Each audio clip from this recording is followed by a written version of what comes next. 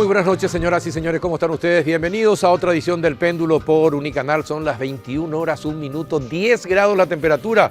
Noche fría en la capital que nosotros vamos a calentar con informaciones y con las entrevistas. En el primer bloque hoy nos va a acompañar el doctor Carlos Pereira, interventor de la Municipalidad de Asunción, ya está con nosotros. En el segundo bloque nos va a acompañar el ministro de Defensa Nacional, el general Óscar González. Con él hablaremos acerca de la seguridad interna, las estructuras criminales, qué está pasando, qué va a pasar con los tucanos, cuándo van a empezar a operar, para cuándo los radares, qué va a pasar, va a haber una nueva ley o no que pueda permitir derribo de aviones, porque si no, ¿cuál es el sentido de tener tucanos? Vamos a tratar de conseguir toda la máxima información posible sobre seguridad. Y el último bloque vamos a hablar con la doctora Vivian Coronel, fiscal del Alto Paraná, acerca del alarmante crecimiento de números de abusos en niños y niñas menores de edad. ¿Qué nos está pasando como sociedad para que permitamos eso, para que los culpables ni siquiera pisen la cárcel después del daño que causan tras cometer sus abusos contra niños menores? Estos son los temas que les propongo, y antes de ya comenzar el debate con el interventor, el doctor Carlos Pereira, les invito a compartir un rico café Lavazza, que es reconocido como un café de alta gastronomía que permite degustar un producto con aroma, cuerpo y sabor inconfundibles y presente en los mejores restaurantes, cafeterías y supermercados del país. Cafepar representa y distribuye Lavazza, el espresso italiano por excelencia, que con este frío sabe rico, riquísimo. Ofertas por el aniversario en Bristol, más una cuota de regalo en tu próxima compra. Televisor Win 43 pulgadas en cuotas de 129.000. Televisor Win 32 pulgadas en cuotas de 79.000. Xiaomi Redmi Note Pro en cuotas de 169.000. Somier convencional Paraná en cuotas de 79.000. Además participás de una Volkswagen Tiguan 0 kilómetro. Vení, comprá ya mismo. Bristol, la mejor casa de electrodomésticos del país. Para tener un equilibrio ideal y un buen funcionamiento del organismo, ahora tenés a mano Mielaxan, el laxante que con una sola toma de sus cápsulas blandas no daña la mucosa gástrica y con acción comprobada. Mielaxan limpia y depura el organismo. Para tener un cuerpo saludable, comenzá con tu interior. Mielaxan, el laxante que funciona, y el equilibrio volverá a tu cuerpo. Es de Laboratorios Galeno, de venta libre en farmacias. Si los síntomas persisten, consulte a su médico.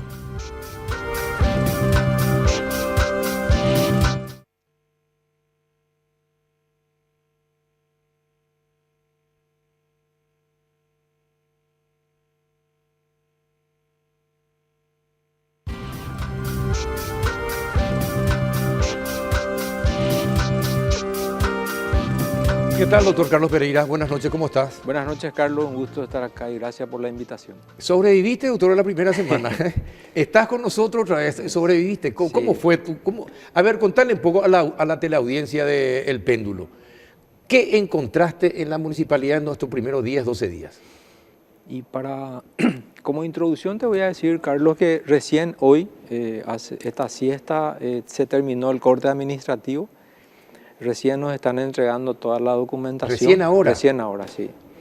Pero igualmente yo estoy trabajando, quiero darle esa tranquilidad porque veo también mucha gente opina que no estoy haciendo nada en el ámbito de la investigación, y vuelvo a insistir de que para que la gente comprenda también, yo no puedo trabajar cuando no tengo la documentación, ¿verdad? Pero igualmente estoy avanzando con procedimientos alternativos, con mucha convicción, con mucha determinación, con mucha confianza, con mucha responsabilidad, y estamos avanzando muy bien. Yo creo que el día de mañana voy a hacer ya un análisis de los estados financieros que me han entregado. Hay muchas desprolijidades que me preocupan, que me llaman.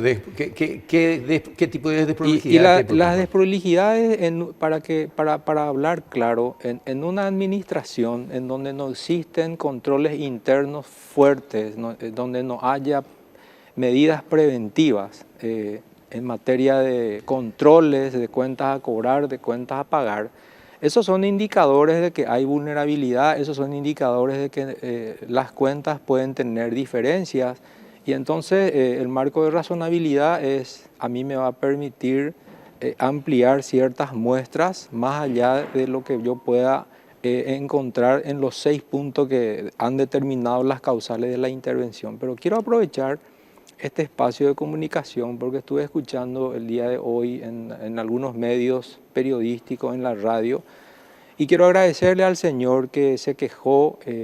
Primeramente dijo que se fue a pagar después de yo haber hecho ese anuncio invitándole a la gente a acercarse. A pagar sus deudas. En realidad yo pedí que se acerquen luego junto a mí, pero hablaron de un piso 8. Quiero explicarle a la ciudadanía que el piso 8 es el lugar donde se atendía o se atiende, está el área jurídica.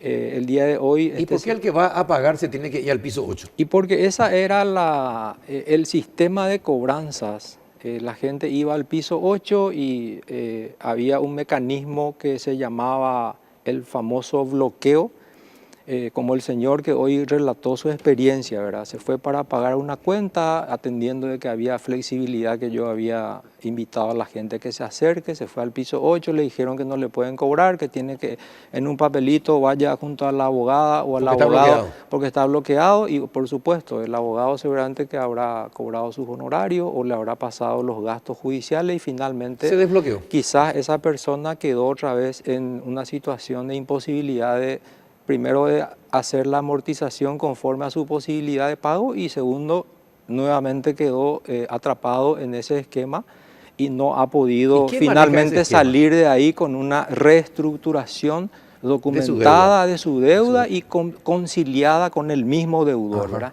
Quiero aprovechar este espacio de comunicación, Carlos, para decir de que yo esta tarde, ahora yo estoy viniendo de la municipalidad y he dispuesto la eliminación del bloqueo.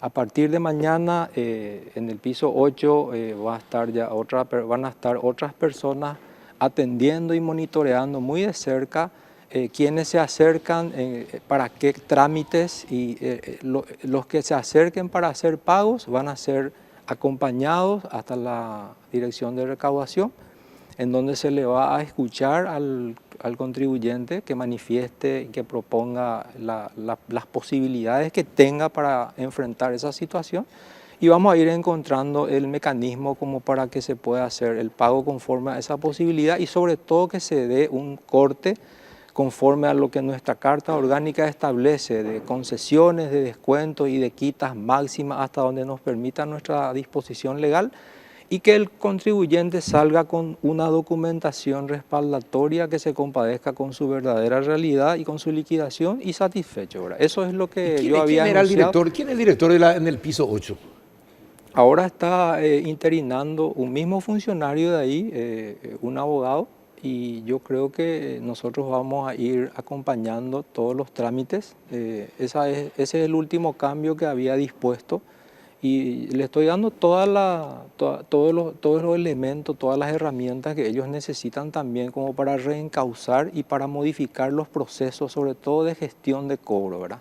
Vamos a tratar de hacer un inventario de cuáles son los deudores que están siendo tramitados judicialmente, cuáles son los contratos de los 16 abogados externos que están en esa... 16 abogados externos. Entonces vamos a hacer un examen minucioso. ¿Usted tiene todos los nombres? No tengo los nombres, Carlos, todavía. Justamente hoy recién, por eso hago esta limitación de que hoy recién accedí a toda la documentación y ya dejé un montón de disposiciones que desde mañana quiero saber la lista, quiero saber las condiciones de contrato, cómo están relacionados con el municipio y sobre todo quiero saber el resultado. Sí. De todos los casos que han sido... Si la deuda es tan grande y la gente no paga, ¿qué trabajo es lo que hacen entonces? Así es, Carlos, ¿verdad? O sea, yo... Bueno, me contaron, y confirmame si es cierto o no, me contaron que te vas tempranito, te vas muy temprano, me contaron que te vas muy temprano y que te sorprendiste, aparentemente te sorprendiste porque... Hay gente que no aparece en todo el día o se va un ratito, marca y sale. Y se va a trabajar a otro lado y después vuelve a marcar para la salida. Sí, es cierto eso de que te vas temprano y que hay gente que no está en esa oficina, debía estar en esa oficina y no está. ¿Comprobaste eso? Sí es cierto que estoy muy temprano, ¿verdad? Esa es parte de mi rutina, pero todavía no he podido comprobar, pero ya estoy con algunas medidas, estoy haciendo un control minucioso con diferentes metodologías. Ya tengo algunas situaciones bien identificadas en donde las personas marcan, pero no están cumpliendo una tarea. Y es lo que yo le decía un poco ayer a la gente cuando empecé a recorrer, ¿verdad? Me decían, ojalá que le puedan sacar a aquellos que son planilleros, ¿verdad? Entonces yo les Hay digo, planilleros. y ellos mismos me dicen, pero tampoco me acercan las pruebas. Es lo que les dije yo, ¿verdad? Acérquenme, por favor, ayúdenme de esa forma, porque con un silencio no vamos a poder tampoco identificar, que es lo más importante. Y en ese sentido yo quiero también reiterar de que el día de mañana me tienen que acercar a los 58 directores, para ser exactos, porque 60 eran, pero creo que 2 están, no he podido todavía identificarlos. Yo le pedí a los directores generales que me hagan un inventario de todas las personas que trabajan en su jerarquía, ¿verdad? O sea, en todas las líneas de dependencia, sean jefatura de departamento, jefatura de sección, hasta el último operario, con una lista de quiénes son, dónde están, qué funciones cumplen, cuánto ganan, desde qué fecha, de manera de que yo, por lo menos por muestreo, pueda hacer seguramente algún tipo de visita o convocarle a ellos mismos que me muestren la evidencia del trabajo que realizan. Y ese trabajo va a permitir, después cuando se deje una recomendación bien fundada sobre un censo laboral, y eso va a ir realmente determinando quiénes son los que realmente cumplen funciones, quiénes son los que realmente trabajan y cobran por trabajar, y sobre todo aquellos que vienen comisionados de otras entidades ya por una cuestión política más que nada, y entonces vienen y usurpan también el espacio de los que están ahí, que son los locales, ¿verdad? Viene otra persona y cobra la responsabilidad en el cargo, cobra la gestión administrativa, y el funcionario antiguo que trabaja bien, pero que no tiene a lo mejor no tiene un padrino, ¿verdad? Entonces siempre está postergado. Imagínate vos el ambiente laboral que pueda surgir con una ecuación donde hay ira, frustración, impotencia. De esa ecuación resulta un clima laboral pesado, ¿verdad? Un clima muy difícil de administrar. Entonces, estamos haciendo todos los esfuerzos y documentándonos justamente como para tener la suficiente determinación para tomar la decisión desde el momento en que yo no tengo esa facultad de la administración, apenas puedo administrar, pero no puedo rescindir contratos, no puedo despedir gente, entonces estoy muy restringido en ese sentido, y lo que sí voy a hacer es dejar una recomendación de una profunda reforma estructural, de un achicamiento racional de lo que hoy es una municipalidad grande, ¿verdad? Para que sea una gran municipalidad hay que hacer una reestructuración, hay que hacer un análisis de los perfiles de los cargos que están ocupando y de lo que necesitan ser ocupados, que realmente se compadezca con la estructura que hoy se tiene y sobre todo, Carlos, con los servicios que hoy prestamos y que prestamos mal, ¿verdad? Yo tengo mucha vergüenza, pero tengo que soportar todos los dardos. Hoy todo ese odio que yo veo que se le tiene a la municipalidad, hoy está centralizada en mi persona, ¿verdad? Yo tengo un punto blanco en el medio y estoy siendo inmisericordiamente golpeado por todas partes, pero es parte de nuestra realidad, es parte de nuestra realidad cultural, es parte de nuestra idiosincrasia. Yo lo acepto y todas las críticas me hacen bien, porque algunas son muy objetivas, que atiendo, y las que no, creo que también sé de dónde viene, ¿verdad? Entonces, estamos trabajando en todos los frentes, y quiero decir nuevamente de que no se preocupen por el tema de la investigación.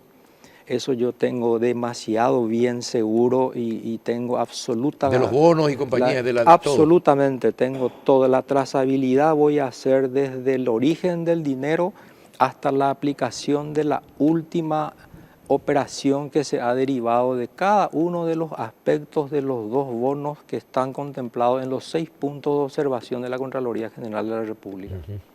Ahora, doctor, hay cuestiones que son muy llamativas de la gestión municipal, ¿verdad? Una de ellas, la Plaza Naciones Unidas, que parece una tontería, pero es una señal de lo mal que funciona la municipalidad para arreglar plazas en Asunción, ¿verdad?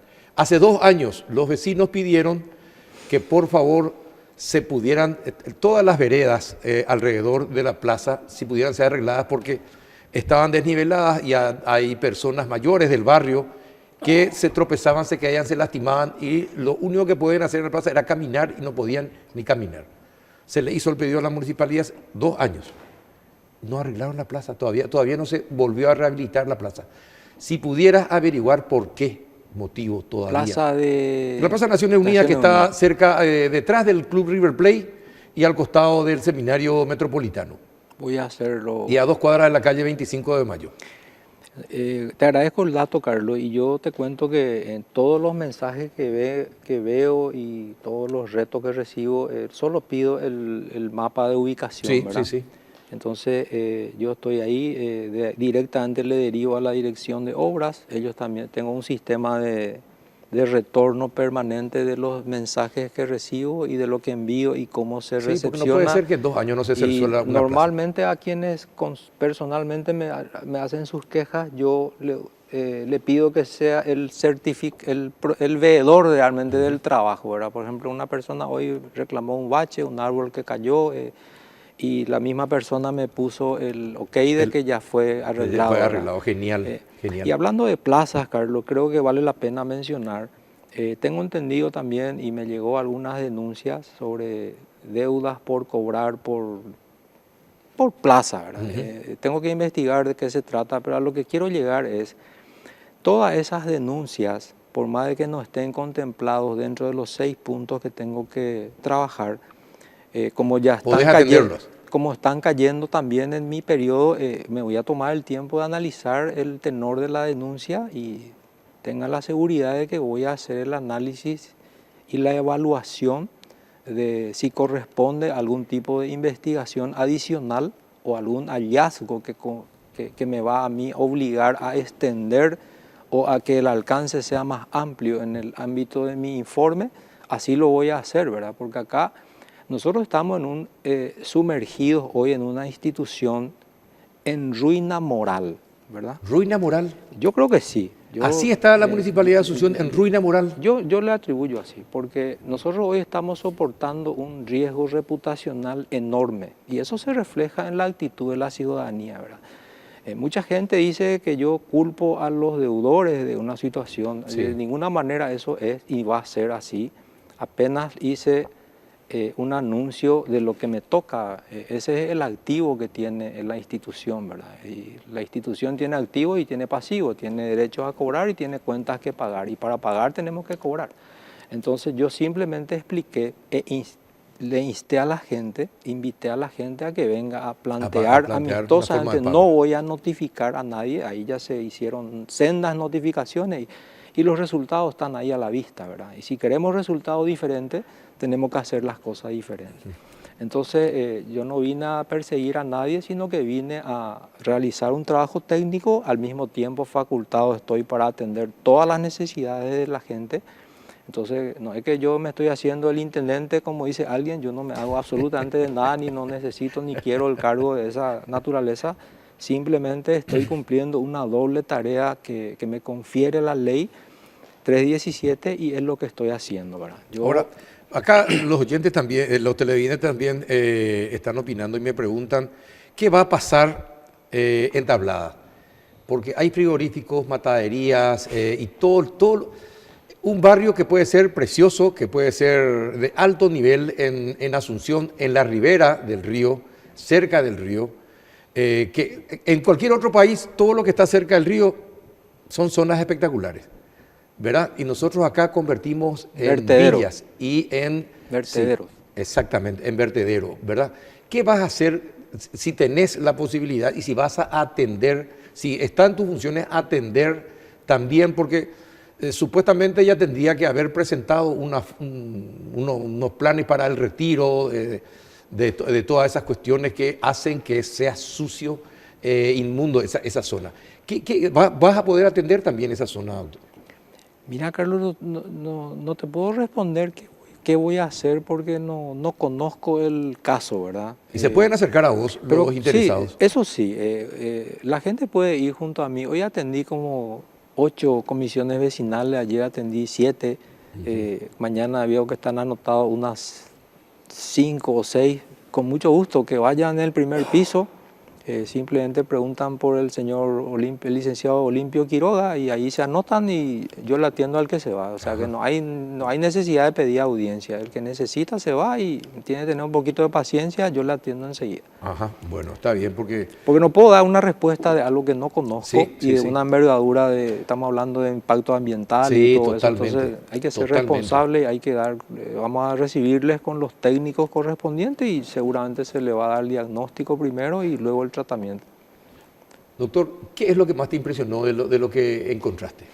Y me impresionó, Carlos, el estado de casi abandono, el estado de dejadez, el estado de indiferencia ante tanta necesidad insatisfecha por parte de la ciudadanía, estar caminando con un riesgo reputacional gigante en un ámbito que genera una desconfianza de una magnitud increíble, ¿verdad? Sí. Y eso se refleja en lo que los testimonios a diario está, que se van para pagar y le crean problemas, le ponen 1000 trabas para alguien que se va a pagar. Imagínate si se va a ir a cobrar.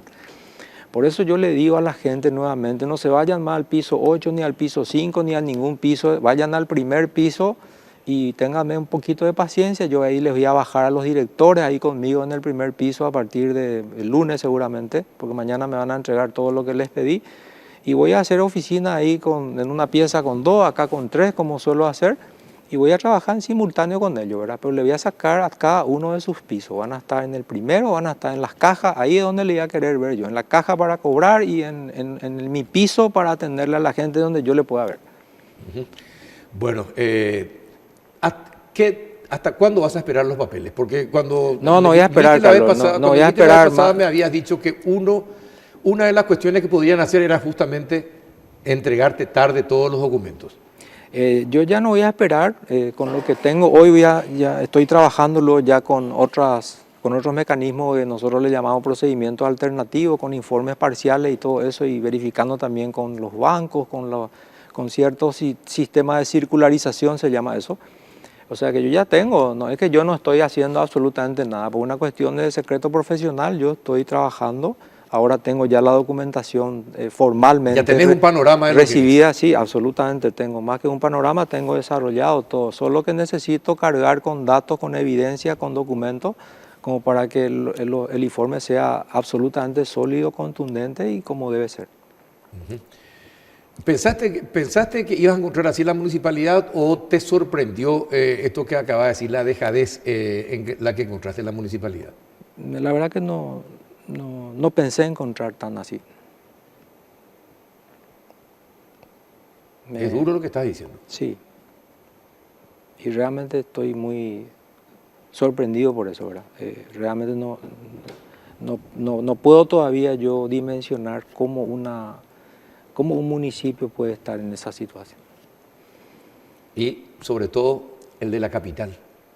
No importa lo de dónde sea, ¿verdad? Por la característica y la naturaleza de un municipio, un prestador de servicio social, ¿verdad? De servicio a la gente. ¿Y vos podés hacer algo para mejorar algunos servicios? ¿O qué estás haciendo si es así? Y estoy acompañando el día a día y pidiéndole a todos los que me están ayudando, a los directores, ¿verdad? Realmente todos me están colaborando, me están ayudando, estamos atendiendo todo lo que podemos. Me decía hoy la ingeniera que tenemos asfalto solamente para 3 días y para eso hay que pagar.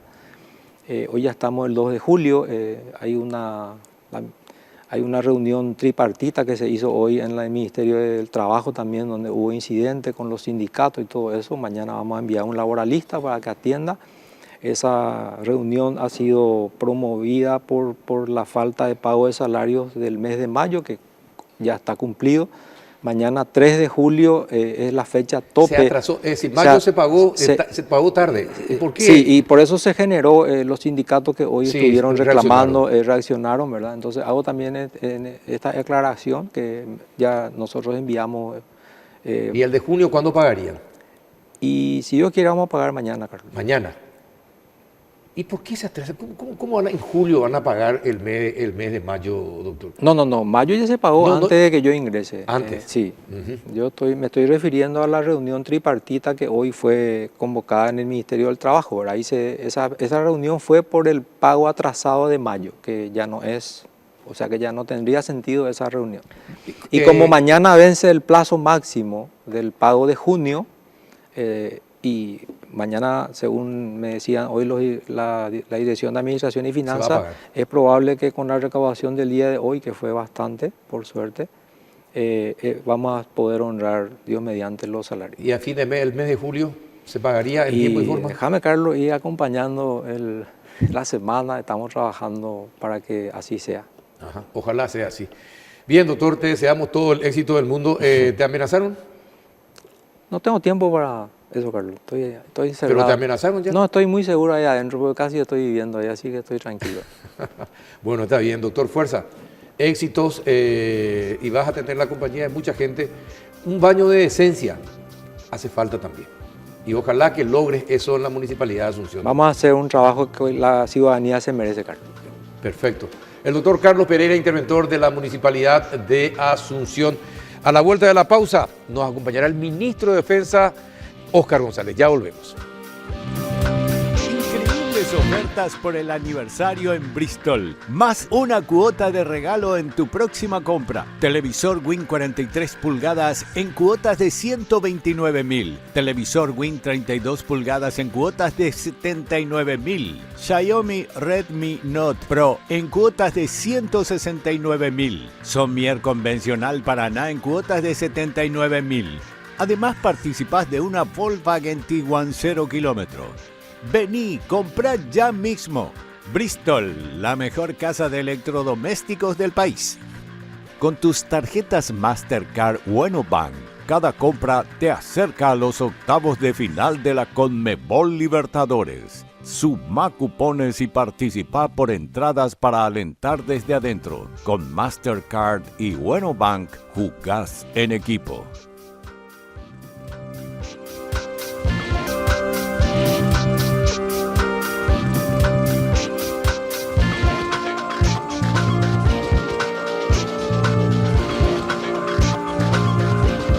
Muy bien, ya estamos en compañía del ministro de Defensa, Óscar González. Ministro, buenas noches, ¿cómo anda? Buenas noches, don Carlos. Buenas noches a toda la audiencia. Gracias por venir, con el frío espectacular. Favor. Te agradezco que haya venido. No, por favor. A las órdenes de don Carlos. Bueno, ministro, ¿qué pasó? Vamos a comenzar por lo de esta mañana. Sí. 2 militares implicados con el grupo de Macho en la zona de Canindeyú. Así es. Y un policía. Eso no tenía conocimiento de los efectivos policiales, pero sí el tema de los militares nosotros ya teníamos conocimiento hace unos días y dimos todo el respaldo como debe de ser al fiscal interviniente. Mantuvimos el secreto, el sigilo para no perjudicar la investigación más grande. Y le teníamos a los 2 suboficiales a mano sin que ellos se dieran cuenta. El general Urdapilleta, comandante de la tercera división de caballería, con asiento en Curuguatí, ya tenía las instrucciones precisas de parte del comandante de las fuerzas militares, el general Moreno. Ajá. Bueno, ¿y cuál era el papel de esto en la estructura de Macho? ¿Que le proveían de armas, ministro? Armas, municiones y alguna que otra información. Obviamente las informaciones que ellos pudieron haber pasado no de ninguna manera habrán sido importantes por el nivel de mando que tienen, porque son suboficiales y encima jóvenes. De manera que en ese sentido nosotros no creemos que haya pasado a estos jóvenes hayan pasado informaciones muy relevantes, pero sí es muy grave lo que hicieron. Sí, Proveer sí, de cartuchos y de armamento. ¿Y desde hace cuánto tiempo estiman ustedes que ellos estaban operando para el grupo de machos? No tengo ese dato, don Carlos, no tengo ese dato porque nosotros, entre comillas, no nos metimos para nada. Dejamos todo a cargo del fiscal. Ahora, sí que nosotros vamos Pero a estar apoyando. son militares que están en la zona. Sí, son efectivos de la Tercera División de Caballería con asiento en Curuguaté. Ah, mire, porque entonces uno empieza a sospechar de que hay muchas intervenciones que se hicieron para dar con el paradero de Macho, y entonces uno hasta puede empezar a sospechar que de alguna manera podían haber estado informando para que se mude permanentemente y nunca pudiera ser encontrado, ministro. No se descarta esa posibilidad, don Carlos, pero yo reitero, por el nivel de mando que tienen estos dos suboficiales, yo no creo que sea muy probable ese tipo de informaciones. ese tipo de información. Pero, ¿y de dónde conseguían las armas para proveerle de armas? Eso está por verse ahora. Estamos con la dirección del material bélico, con el general Melanio Servín, realizando las investigaciones y vamos a develar todo, porque la Dirección General de Mabel tiene ahora un sistema que permite la trazabilidad.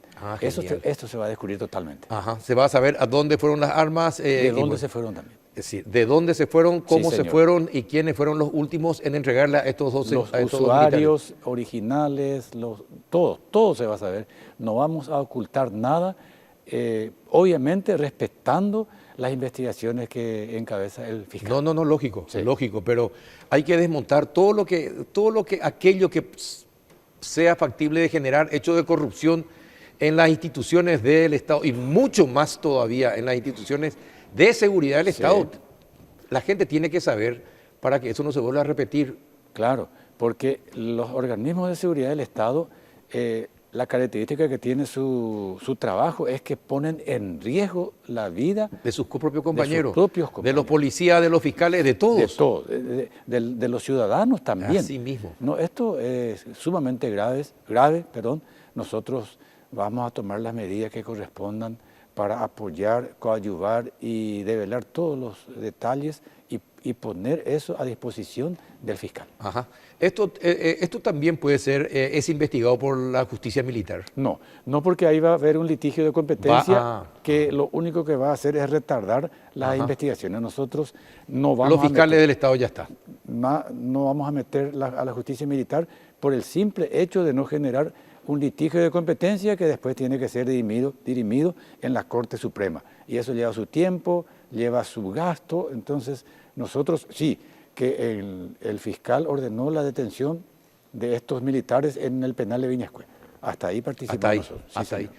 Y por otro lado, ¿qué pasa con esta información de que Paraguay es el país que más absorbe a los narcos o la gente que está en el crimen organizado del Brasil, la gente del PCC o del Comando Vermelho? Que Paraguay es el que tiene la mayor cantidad de soldados del PCC o del Comando Vermelho en nuestro país. Es decir, de alguna manera nos están invadiendo la gente del crimen organizado del vecino país. Y eso también es un peligro para la estructura del Estado, ministro. Por supuesto.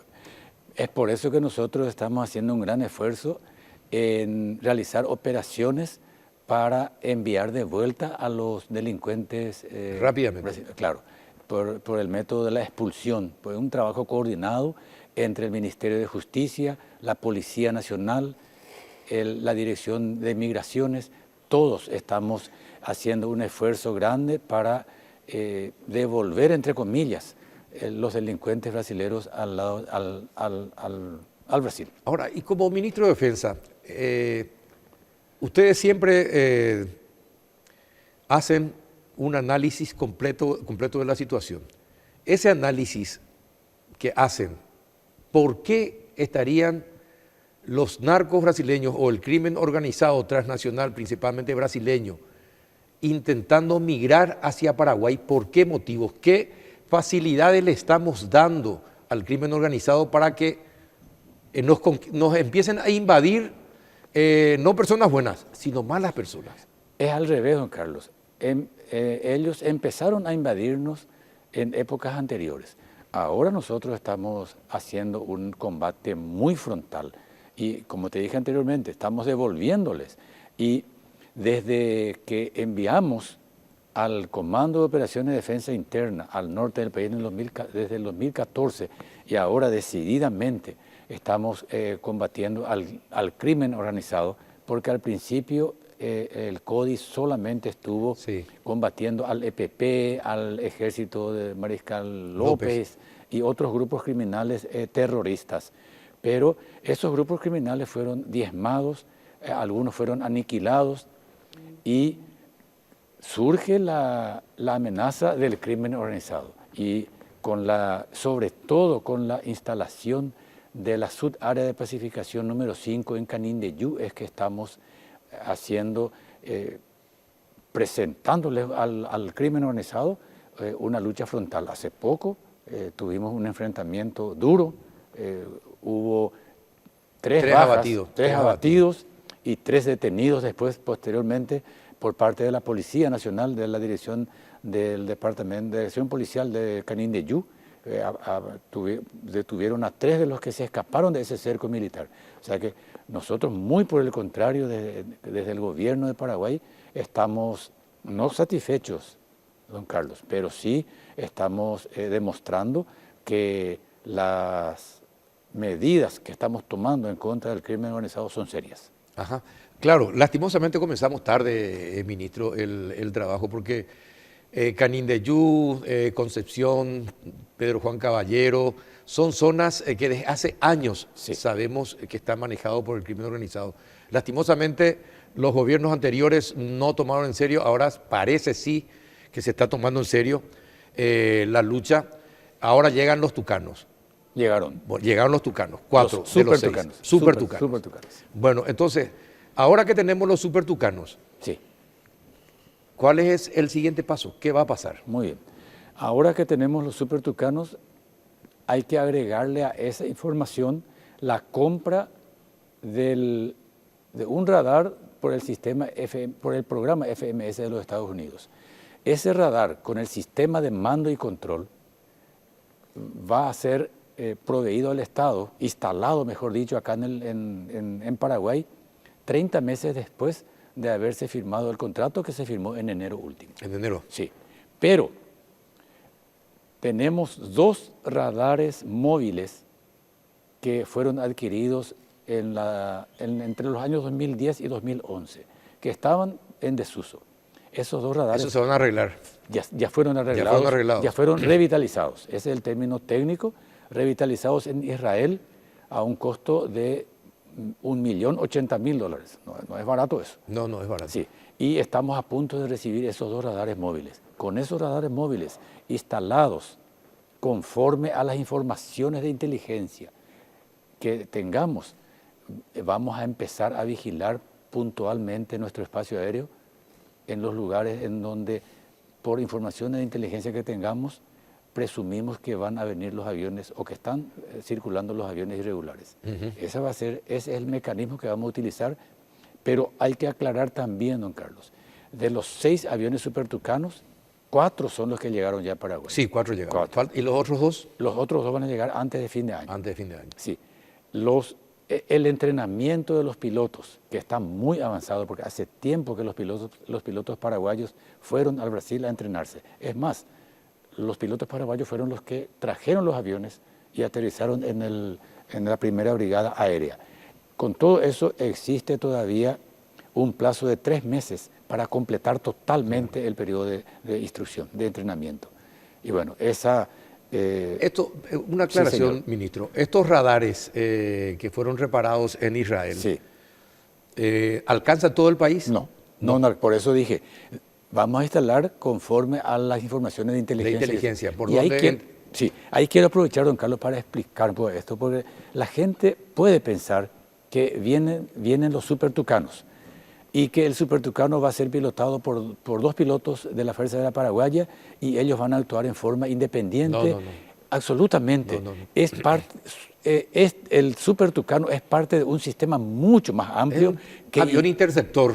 ¿verdad? Sí, que incluye, el sistema incluye inclusive la participación, el control, más que participación, el control del Ministerio Público. Y ni qué decir del órgano jurisdiccional que es la justicia, ¿verdad? O sea que esto no es agarrar un avión, despegar el avión e ir a bombardear en forma indiscriminada, de ninguna manera. Y por eso es que yo quiero dar este mensaje claro a la ciudadanía, que el trabajo que van a realizar los pilotos de los Super Tucanos va a ser un trabajo serio, responsable y tiene que estar autorizado por diferentes niveles. Sí, señor. Exactamente, sí, se entiende eso. Sí. Pero, ministro, ¿de qué nos va a servir el Super Tucano? ¿Va a ser solamente para decirle a la gente, a los aviones que ingresan al Paraguay de manera subrepticia o escondidas, irregularmente, ilegalmente, le van a decir, salgan del espacio aéreo paraguayo? ¿O hasta dónde puede llegar la intervención de los tucanos? Porque no tenemos ley de derribo. Sí. Voy a explicar también esa parte, don Carlos.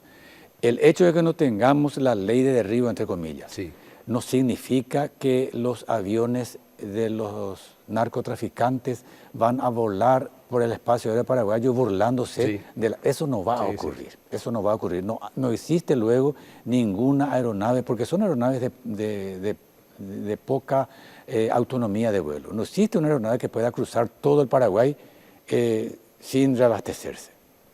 Entonces, es más, el hecho de que no los derribemos rápidamente, inclusive, va a ser beneficioso para la investigación. Porque si nosotros derribamos un avión, se va a perder la carga, va a morir el piloto, no vamos a tener ningún testigo, de dónde venía, ni a dónde iba, se le enviaba, dónde iba a quedar. Exacto.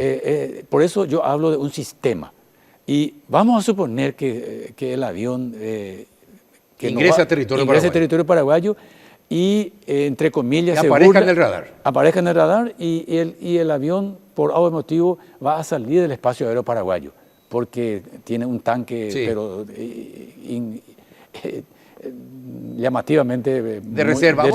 O que tiene de reserva. Pero no va a ocurrir eso, pero vamos a suponer que ocurra. El sistema de control del espacio aéreo es regional.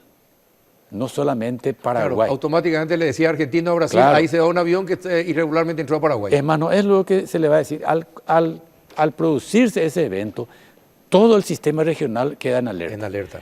Tenemos convenios desde hace tiempo con Brasil, con Argentina y con Bolivia. Firmamos hace 15 días. Ah, qué bueno. Vino acá un oficial, el segundo en el mando de la Fuerza Aérea boliviana, con autorización para firmar el convenio con el comandante de la Fuerza Aérea Paraguaya. Estuve yo presente en esa firma, o sea que tenemos todo cubierto. Todo el territorio nacional va a estar cubierto entonces. Todo el territorio nacional va a estar cubierto en el sentido de que una vez que interceptemos a un avión, ese avión sí o sí va a aterrizar. Sí o sí va a aterrizar. Sí o sí va a aterrizar. Bueno, ojalá, porque se están preparando leyes para ver cuál va a ser tiene que ser el accionar de los tucanos. Claro, nosotros desde el Poder Ejecutivo absolutamente respetamos como debe ser al Poder Legislativo. Claro, nosotros no tenemos ningún problema, pero sí que el mensaje, la política del gobierno de Paraguay en ese sentido es que con esta ley, así como está, podemos cumplir la misión encomendada a la Fuerza Aérea Paraguaya. Ajá. Bueno, era lo que mucha gente quería saber cómo iba a ser. Qué suerte que vino para explicarnos esto, ministro, es muy importante. Ahora cuéntenos, ¿cómo está el CIMEFOR? ¿Y cómo está el tema de las mujeres y el CIMEFOR? Sí, CIMEFOR, antes que nada quiero decirte, don Carlos, que es un orgullo para nosotros. 1000% aumentó la cantidad de CIMEFORistas desde el año antepasado, ¿verdad? Sí. Se inscribieron el año pasado 1000% más entre hombres y mujeres. En la cantidad, y hablando, me preguntaste por las mujeres, sí. Cuando el señor presidente de la República firmó la orden general que habilitaba a las mujeres, se inscribieron 1080 mujeres y 850 hombres. Ahí lo ya más ganaron. Mujeres que hombres hacen el servicio del CIMEFOR. Sí, señor. Y como diría aquel señor tan sabio que ya nos dejó, duele decirlo, pero hay que decirlo. Las mujeres asimilaron mejor la instrucción militar que los hombres. ¿En serio? Categóricamente. Y yo he visto, como se dice vulgarmente, con mis propios ojos.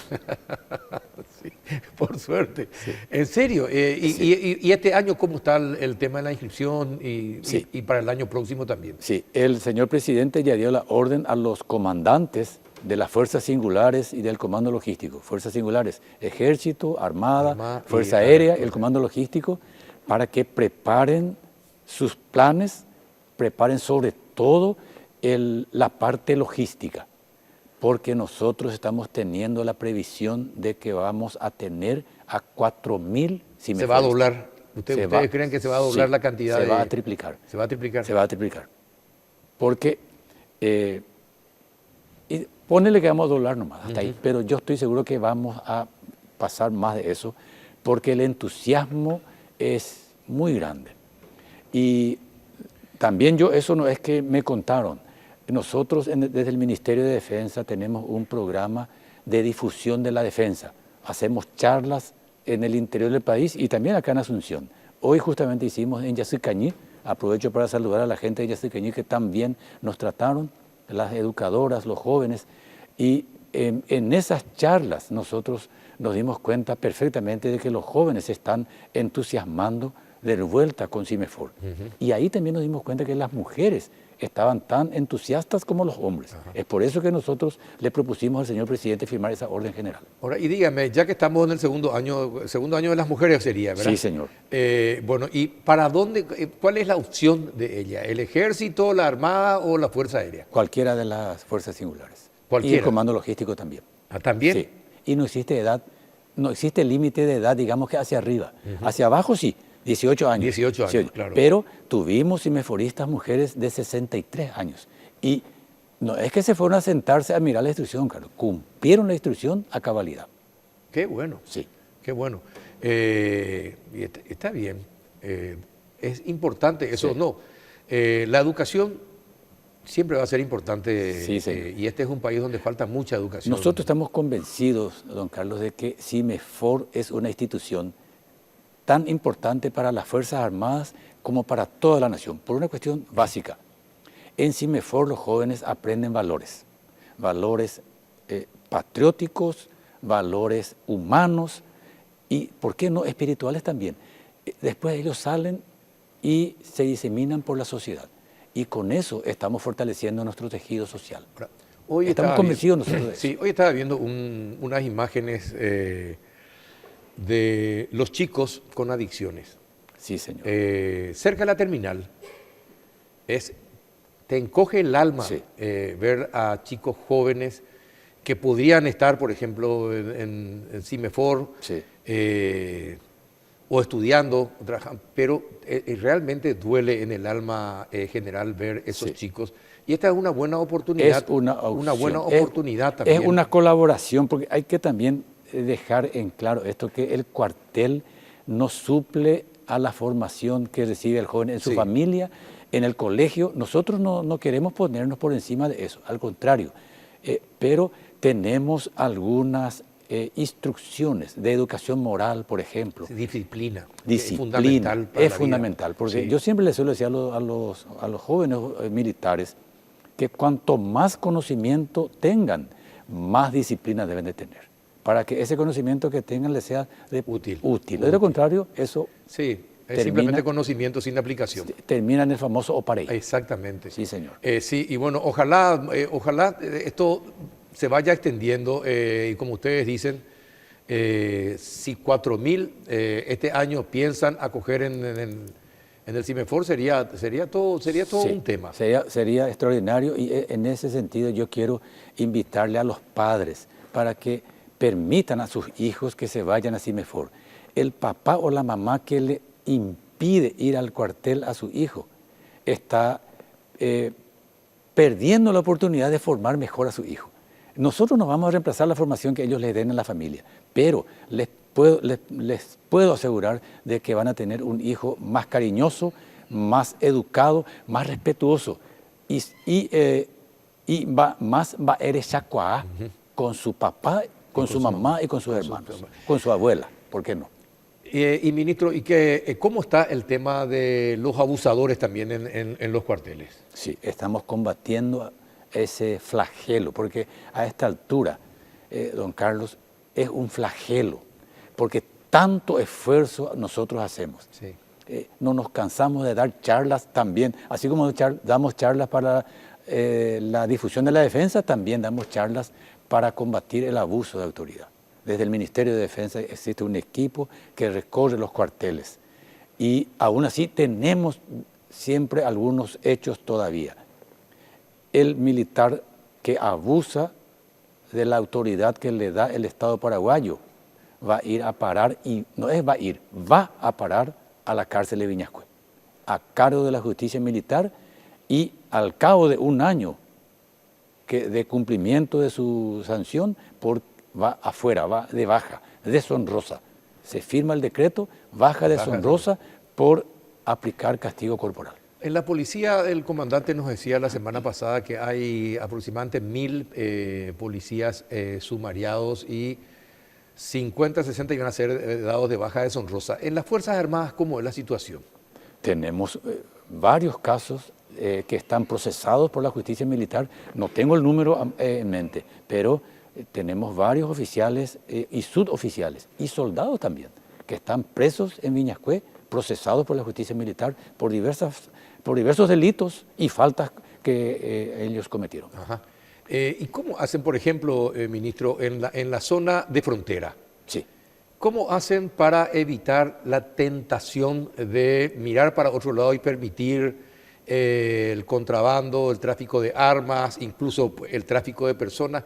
¿Cómo hacen con los militares para evitar eso? Sí, en ese sentido estamos nosotros pensando realizar una operación para asegurarnos de que eso no ocurra, don Carlos.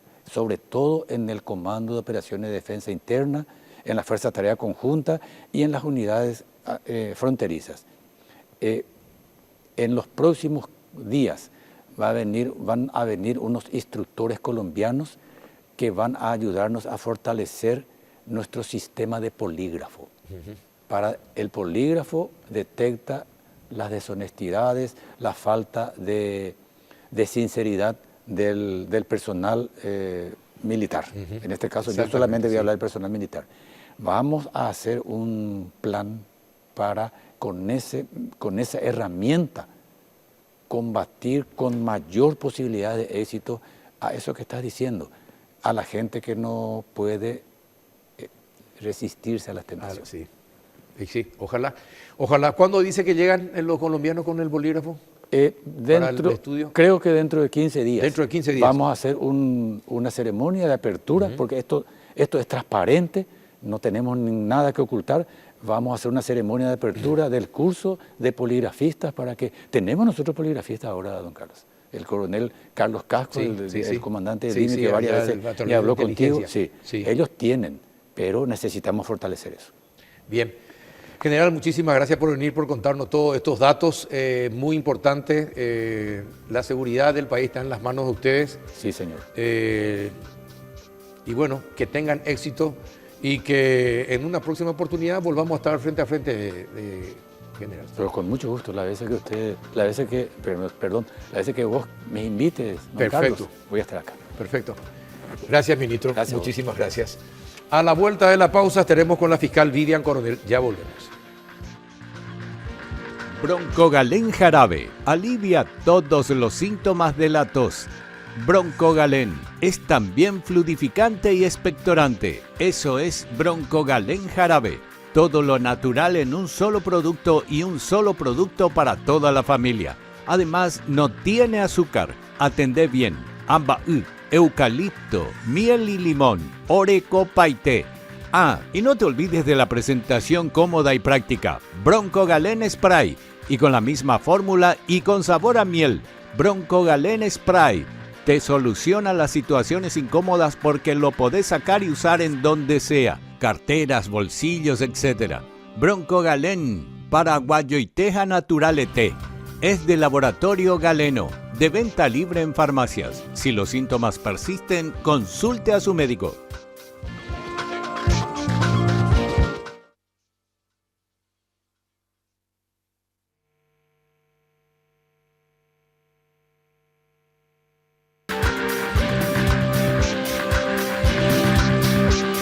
Muy bien, estamos intentando entrar en contacto con la doctora Vivian Coronel, el fiscal en el Alto Paraná, para hablar con ella acerca de los alarmantes números de casos de abusos a menores en nuestro país.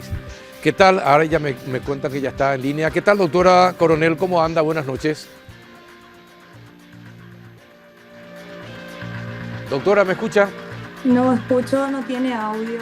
Ahí está, todavía no tiene audio. A ver si podemos solucionar y tiene audio la doctora para empezar la conversación. Dicen que el Alto Paraná es la zona donde se producen más casos de abusos en Paraguay, lastimosamente. Y bueno, en los últimos tiempos han aumentado los casos. Lastimosamente tenemos que leer las informaciones de que en los juzgados no pasa nada, no hay culpables de los casos de abusos y no se sabe cuál es el proceso de recuperación de muchos de los abusados en nuestro país.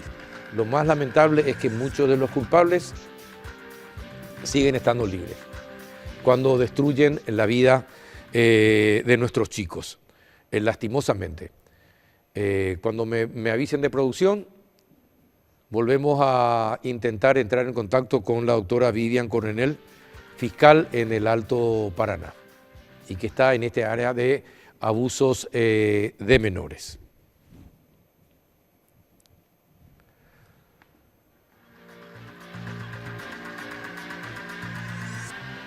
Bueno,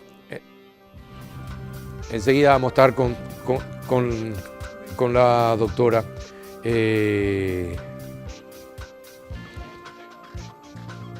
Para hablar sobre este tema. El Paraguay, lastimosamente, es un país donde la justicia no da la talla para castigar a los responsables de abusos a menores. Vamos a un brevísimo corte, solucionamos el inconveniente técnico y volvemos.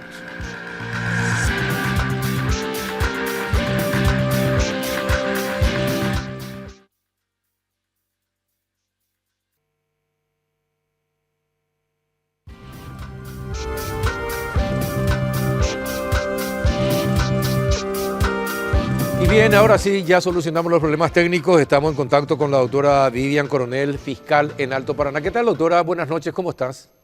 Buenas noches, Carlos, también a toda la audiencia. Gracias por el espacio y poder compartir y conversar un poquito sobre este flagelo que realmente es alarmante y preocupante, los altos números estadísticos de abuso sexual. Sí, efectivamente, sí. Por eso te llamábamos, porque algo tenemos que hacer como sociedad para bajar estos índices que tenemos, que son muy elevados. Ya habíamos hablado hace un año y medio atrás, nos enterábamos de que Alto Paraná era el departamento donde más casos se producían. ¿Sigue liderando Alto Paraná en cuanto a abuso de menores la situación, doctora? Bueno, antes que nada entiendo que estamos en segundo lugar en los números estadísticos de abuso. Siempre recalco en todas las notas que venimos realizando en el cumplimiento de mis funciones. Lastimosamente, ¿por qué es tan alarmante esta situación? Diría yo, en una situación de extrema emergencia, porque en este caso, como titular de las investigaciones de los casos de abuso, nos encontramos ante una realidad que en el 95, y sin exagerar y con toda responsabilidad lo digo, 95 a 98%, los agresores o sobre quienes recaen la sospecha de la comisión del hecho propiamente de abuso es dentro del entorno familiar de las víctimas. Tenemos padres biológicos con condenas altas, tenemos abuelos, tenemos hermanos, padrastros, tíos, o sea, gente del entorno y quienes deberían de ser las figuras protectoras. Exacto. Claro, totalmente. Entonces, imagínense para un agente fiscal que necesariamente debe realizar la investigación, que se encuentra ante esta complicada y difícil situación de tener a los propios familiares como sospechosos en estas investigaciones. Elevadísimo es el número. 95 a 98% de los casos de abusos se producen por familiares, o están dentro del entorno familiar. Es así, lastimosamente, pero es una realidad que la debemos divulgar. La sociedad tiene que saber, se tiene que conocer. Las personas que están en posición de garante, por eso decía las figuras protectoras dentro de un círculo de una familia, son las personas con un mayor índice que son los vulneradores en este caso. Claro, sí, efectivamente. Y dígame una cosa, una vez que se comprueba, que se comprueban los casos de abusos de menores, ¿cuántos reciben un castigo y cuántos terminan en el paraíso y no reciben nada? Bueno, todos los hechos de abuso sexual que llegan a conocimiento del Ministerio Público no quedan en el OPAREI como lo denominaste. Yo quiero instar y quiero aprovechar este espacio, Carlos, y quiero también destacar los papeles y las funciones más que importantes, tanto de los docentes de las instituciones educativas, del personal de blanco. ¿Cuáles son las personas más cercanas que serían las personas receptoras o que tienen a mano o las circunstancias en que ellos tienen conocimiento de la comisión de un hecho punible, no solamente de abuso, sino de cualquier hecho punible contra niños y adolescentes? Tenemos importantes estadísticas de hechos con condena ya a raíz de los reportes realizados justamente por docentes. ¿Cuál es la persona más cercana que se percata que un niño está siendo víctima de algún hecho punible? Y ahora contamos, con suerte, de distintas maneras poder recepcionar denuncias, o sea, facilitarle al ciudadano que tiene conocimiento de un hecho punible a través de su celular, en líneas gratuitas. Tenemos 24/7 la atención del sistema, el 147, que es dependiente del Ministerio de la Niñez, sistema Fonoayuda. A través de ese canal de recepción de reportes estamos recibiendo por día muchísimas denuncias. Y finalmente también ya concretamente respondiendo a tu pregunta, ¿qué cantidad de casos llegamos a un final, o sea, a una condena? Ya a criterio de cada agente fiscal, lógicamente, debe de reunir los elementos de convicción que le permitan solicitar el enjuiciamiento Sí. de la persona sobre quien tenemos elementos para poder acusarlo y, bueno, eventualmente solicitar una pena justa en un juicio oral. ¿Cuál es la situación difícil que nos encontramos cuando tenemos un caso de abuso a un niño pequeño? Cuando no hay evidencias físicas, tengo que hablarlo de esta manera en forma cruda porque es así. Cuando no Sí. tenemos evidencias físicas de un abuso en el cuerpo de un niño que no se sabe dar a entender, es muy difícil.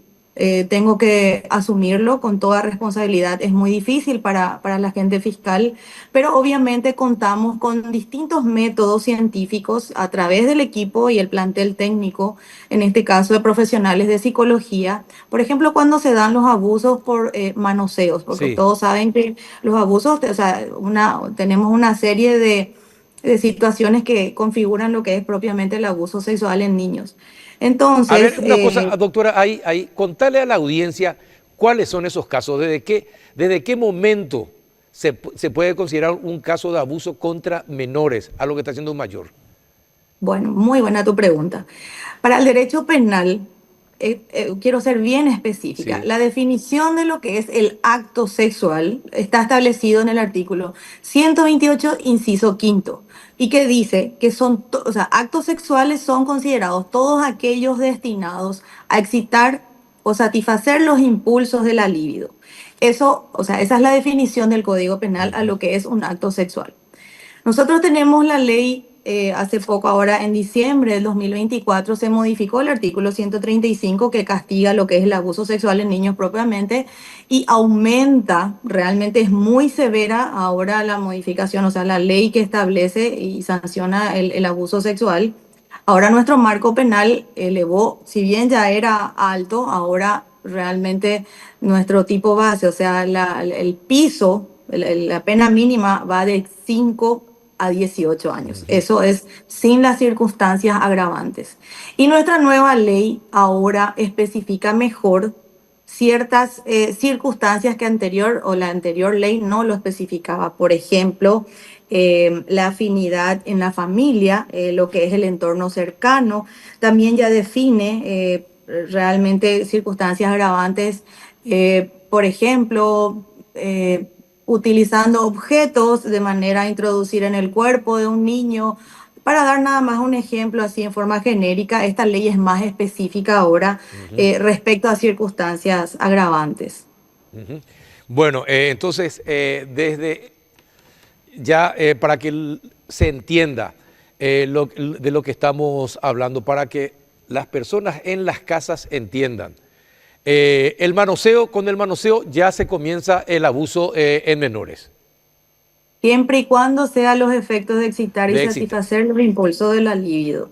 Por eso yo decía, y que se pueda entender cómo el Código Penal define a lo que es un acto sexual. Entonces, todos aquellos actos que se realizan en un niño a los efectos de excitar y satisfacer los impulsos de la libido de una persona es considerado un abuso porque es un acto sexual propiamente. ¿Se entiende? Se entiende perfectamente, se entiende. Ahora, en el Paraguay vivimos muchas personas, pero también leemos, doctora, los casos de abusos en el sector indígena de nuestro país, en nuestros compatriotas indígenas también. Bueno, dígame, ¿cómo es el mismo tratamiento? ¿Es la misma? También ahí en las etnias se producen muchos abusos, doctora. Totalmente. Y quiero, bueno, excelente tu pregunta, Carlos, y quiero aprovechar nuevamente este espacio. Generalmente, y suelo escuchar que las personas dicen, no, si es un niño o una niña de pueblo originario, se rige por su ley consuetudinaria. Negativo, en absoluto. El Estado no puede estar ausente conforme a su poder punitivo y no puede hacer diferencia de una niña de pueblo originario a la que no es, en absoluto. No hay diferencia, al contrario. Nuestra Constitución Nacional establece en su artículo 54 el interés superior del niño y claramente también en el artículo que habla de los derechos consuetudinarios de los pueblos originarios, bien claramente establece en qué casos se da la aplicación del derecho consuetudinario de los pueblos originarios. Y no hace diferencia. O sea, un niño o una niña víctima de abuso sexual... Es paraguaya y punto. Claro, porque atenta contra sus derechos fundamentales establecidos en la Constitución Nacional. Entonces el Estado no puede estar ausente y bajo ninguna excusa hacer diferencia de una niña que es o no es de pueblo originario. En absoluto no se rige por la ley consuetudinaria. Esa persona obviamente se rige por reglas especiales por ser de pueblo originario, pero en el sentido que debe ser asistido por un consultor técnico. Si la persona sobre quien recae la sospecha o está procesado penalmente, debe ser acompañado por un consultor técnico. Eso es una cuestión procesal, pero la niña no puede estar, o el Estado, digo bien, no puede estar ausente. Definitivamente. Totalmente, de ninguna manera. Y dígame, desde los cuántos, a ver, me imagino que tendrán estadísticas, ¿desde los cuántos años comienzan a ser abusados los niños en Paraguay? Y verdaderamente, conforme a los datos estadísticos que tenemos, tengo víctimas de 3, 4 años. 3, 4 años. Y, sí. Sí, y también escuchamos incluso bebés de meses, inclusive alguna vez escuchamos que son abusados. Es algo inentendible, pero alguna vez ocurrió. Desde los 3, pero la mayoría desde los 3 años empiezan a ser abusados. Disculpe, no le entendí la pregunta, sale entrecortado. No, bueno, le cambio la pregunta. De entre 3 años en adelante hasta terminar ser adolescentes, entre niños y niñas, ¿cuál es la diferencia? ¿Cuál es la cantidad de abusos que sufren niños y niñas? Si es mayor la proporción de niñas o es mayor la proporción de niños, ¿cómo es la situación? Bueno, primeramente, para que se entienda, el Código Penal considera niño al que no haya cumplido 14 años. Sí, entonces, nuestro margen Hasta ¿sí? 14. No, el que no haya cumplido 14 sería 13 Hasta años 13 años, entonces. perfecto. Sí, hasta 13 años. Bueno, voy a hablar a título personal de los datos estadísticos a nivel del departamento donde Perfecto. nos encontramos en este caso. Mayormente son niñas las víctimas, pero no puedo dejar de mencionar que también tenemos niños, Abusados, varones sí, víctimas. Sí, sí, sí. exacto, pero en menor cantidad. En menor cantidad, totalmente. Y no puedo dejar de hablar también el altísimo índice de adolescentes embarazadas, porque la unidad especializada en hechos punibles contra niños y adolescentes no solamente tiene ámbito de intervención en los casos de abuso sexual, sino también todos los tipos legales establecidos en el capítulo 6 del Código Penal que establecen justamente hechos punibles contra niños y adolescentes. Ahí está y abarca lo que es el estupro, Claro. pornografía relativa a niños y adolescentes, abusos por medios tecnológicos, o sea, una serie de hechos punibles que todo eso abarcamos. Qué impresionante. Y eso que nos decimos que somos pro familia, excesivamente católicos y compañía. Y dígame, doctora, en los casos en donde se comprueba el abuso por parte de alguien del entorno familiar, ¿cuál es la reacción general que tienen las familias? ¿Es protegerle al abusador? ¿Es dejarle en manos de la justicia? ¿Cómo es normalmente? Bueno, no puedo dejar de mencionar, hay casos y casos. Sí, Ya tuvimos casos donde lastimosamente, pese a tener elementos de convicción más que suficientes que se pudieron probar en un juicio justo de que verdaderamente el hecho existió y la autoría también de la persona acusada, tenemos casos, no muchos, pero tenemos casos puntuales donde generalmente las madres de las víctimas encubren a sus parejas, ya sea padrastro de la víctima o padre biológico, ¿verdad? No puedo dejar de mencionar que sí tenemos casos de esa naturaleza. Es una lástima, inclusive tenemos causas donde nos encontramos obligados a tener que solicitar aperturas de investigaciones en contra de la madre que tenía conocimiento de los abusos y y callaba. optó por callar. En esos casos se analiza objetivamente si la madre incurrió en una responsabilidad penal por haber omitido impedir que se produzca el resultado. Eso también es una conducta castigada por nuestro Código Penal. Y después tenemos otras figuras penales, como ser la violación del deber legal de cuidado, por ejemplo. Pero va a depender, o sea, hay que analizar cada caso en forma individual, pero lastimosamente tenemos inclusive también condenas de madres que no impidieron que el resultado del abuso se realice justamente porque los niños o las niñas le contaron y ellas optaron por callarse y muchas veces también juega mucho en contra la dependencia económica de Económica, las sí. mujeres, Sí, sí, sí, una de los tristeza. hombres. Sí, es una tristeza escuchar eso. ¿Durante cuánto tiempo normalmente son abusados hasta que alguien se da cuenta de que algo está pasando con el chico, la chica, menor, adolescente, porque cambia su comportamiento y compañía? ¿Cuánto tiempo? Porque me imagino yo que los chicos han de tener miedo también de contar, de confiarle a alguien lo que le está pasando. ¿Cuánto tiempo pasa hasta que se comprueba algo así? Sobre esa pregunta y sobre ese punto, Carlos, quiero ser bastante puntual y destacar la labor de los docentes de instituciones Sí, educativas. Como dije al inicio de la nota, tenemos buenos números estadísticos ya de condenas logradas a raíz de reportes realizados por los docentes que activaron los protocolos de actuaciones para casos de abuso.